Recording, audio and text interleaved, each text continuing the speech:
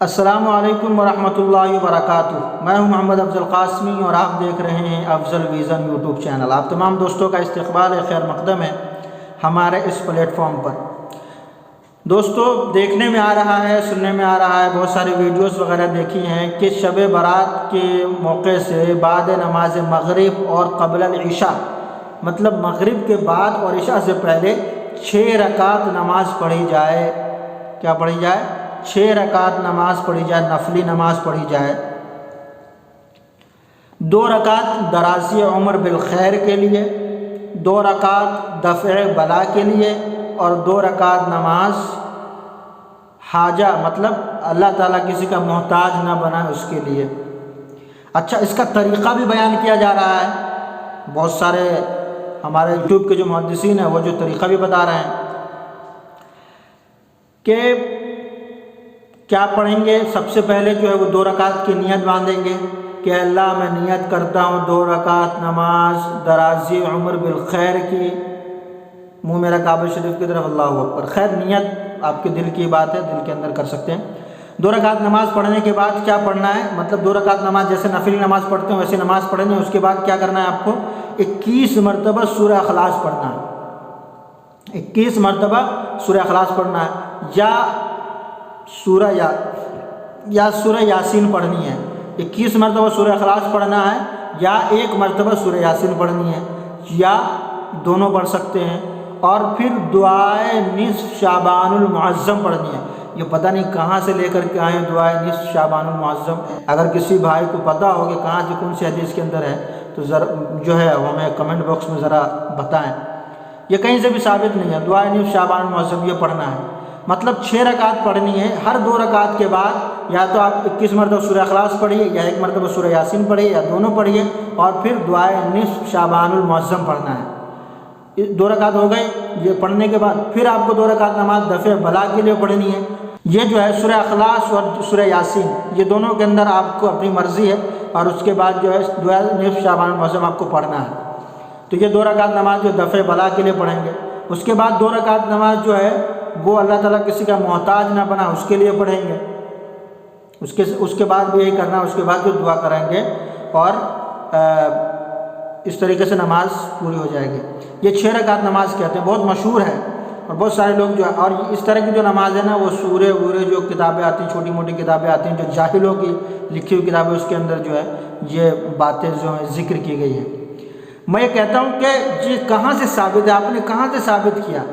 بہت سارے لوگوں سے جب سوال کیا گیا تو کہاں سے ثابت ہے؟ وہ کہتے ہیں کہ جو اسلاف سے چلتی ہوئی آ رہی ہے، کسی حدیث سے ثابت نہیں، یا کسی قرآن سے ثابت نہیں، لیکن اسلاف سے چلتی ہوئی آ رہی ہے۔ بھائی وہ کون سے اسلاف ہیں جن سے چلتی آ رہی ہے؟ اس کی باتیں تو بتائیں، اس کو تو بتائیں آپ، کون سے اسلاف ہے، کون سے ہمارے ایسے بزرگ اور کون سے ایسے محدث گزرے ہیں جنہوں نے کیا کہتے ہیں اس کے اوپر عمل کیا اور اس بات کو بتایا ہے۔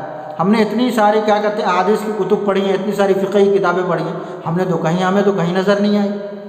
آپ نے پتہ نہیں کس چشمے سے پڑھی ہے کہ آپ جو ہے لوگوں کو گمراہ کرنے پر لگے ہوئے ہیں، اور کیا کہتے ہیں غلط طریقے سے۔ ایک اسلام جو ہے وہ دین فطرت ہے، اتنا آسان مذہب ہے، یہ اتنا آسان ہے۔ اللہ رب العزت اس دین کو اتنا آسان کر دیا، اس دین کو مکمل 1400 سال پہلے کر دیا۔ الیوم اکملت لکم دینکم واتممت علیکم نعمتی ورضیت لکم الاسلام دینا۔ اللہ تعالیٰ نے دین کو مکمل کر دیا، لیکن نئی چیزیں لے کر کے آ رہے ہیں، نئی چیزیں لے کر کے آ رہے ہیں انٹرسٹنگ بنانے کے لیے، مطلب عبادت کو بھی انٹرسٹنگ بنا رہے ہیں، نئی چیزیں لے کر کے آؤ تاکہ جو لپک کر کے لوگ جو ہے اس کو دیکھیں اور اس کو سمجھیں کہ یار یہ نئی چیز ہے۔ بھائی درازی عمر کے لیے پڑھنی ہے، واہ مزہ آ گیا بھائی۔ مطلب اس نماز کو 2 رکعت پڑھیں گے، اللہ تعالیٰ لمبی عمر کر دے گا خیر کے ساتھ۔ 2 رکعت پڑھیں گے دفع بلا، اور اس کے بعد جو ہے دوسرے کا محتاج نہ بنا۔ یہ ساری کی ساری نمازیں، اس طریقے کی کوئی نماز جو ہے شریعت مطہرہ میں موجود نہیں ہے۔ فرمایا کہ آپ کو کسی طرح کی ضرورت ہو، کسی بھی طرح کی کوئی پریشانی ہو، کیسی بھی دقت اور پریشانی ہو، آپ وضو کیجئے، مصلی بچھائیے، اور 2 رکعت نماز صلاۃ الحاجہ پڑھیے، اور صلاۃ الحاجہ پڑھنے کے بعد جو ہے آپ اللہ رب العزت کے حضور دعا کیجئے۔ اللہ رب العزت آپ کے ان تمام بلاؤں اور مصیبتوں کو، تمام چیزوں کو دور کر دے گا۔ یہ نماز تو بتا کر کے گئے ہیں، صلاۃ الحاجہ بتا کر کے گئے ہیں، لیکن اگر اس کی ضرورت ہوتی درازی عمر کے الگ سے، دفع بلا کے لیے الگ سے، اور دعائے نصف شعبان المعظم اور جو اس کے بعد جو ہے سورہ یاسین پڑھنا ہے 2 رکعت نماز کے بیچ میں، کس مطلب سورہ اخلاص پڑھنا ہے 2 رکعت کے بیچ کے اندر جو ہے وہ بیٹھ کر کے سلام کے بعد، تو یہ تو ثابت نہیں ہے نا، اس کی ضرورت ہی نہیں ہے، یہ سراسر پروپیگنڈا ہے، یہ سراسر دین کے اندر گڑی ہوئی بات ہے۔ اور حضرت عائشہ صدیقہ رضی اللہ تعالیٰ عنہ سے حدیث ہے، وہ فرماتی ہیں کہ اللہ کے نبی صلی اللہ علیہ وسلم نے ارشاد فرمایا کہ من احدث فی امرنا، ابن ماجہ کے اندر یہ حدیث نمبر 14 آپ دیکھ سکتے ہیں، من احدث فی امرنا ھذا ما لیس منہ فہو رد، کہ جس نے ہمارے دین کے اندر کوئی ایسا معاملہ گڑھا، کوئی ایسی نئی بات گڑھی جو اس میں سے نہیں ہے تو وہ رد ہے۔ اور بہت سارے لوگوں، اور اللہ کے نبی صلی اللہ علیہ وسلم کی دوسری جگہ ایک وعید ہے، اللہ کے نبی صلی اللہ علیہ وسلم نے ارشاد فرمایا کہ کسی شخص نے میری طرف اس بات کو منسوب کی جو میں نے نہیں کی ہے، جو میں نے نہیں کہی ہے، یہ حدیث کا مفہوم ہے، تو وہ اپنا ٹھکانہ جہنم میں بنا لے۔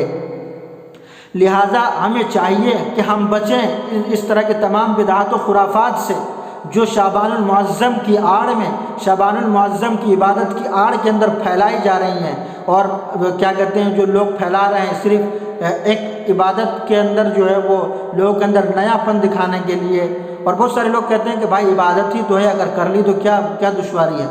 آپ شب برات کے اندر جو 6 رکعت نہیں 1000 رکعت نفل نماز ادا کریں، کوئی مسئلہ نہیں ہے، نفل آپ جتنے زیادہ پڑھ سکتے ہیں، لیکن آپ ایک مکمل ایک طریقہ بیان کرنا، ایک مکمل طریقے سے اس نماز کو ایک الگ شکل دینا، جس شکل کی نماز جو شریعت مطہرہ کے اندر جو ہے موجود ہی نہیں ہے، یہ سراسر جو ہے شریعت مطہرہ کے احکام کے ساتھ کھلواڑ ہے، سنن نبویہ کے ساتھ کھلواڑ ہے، اور شریعت مطہرہ کے اندر نئی بدعت کا ایجاد کرنا ہے۔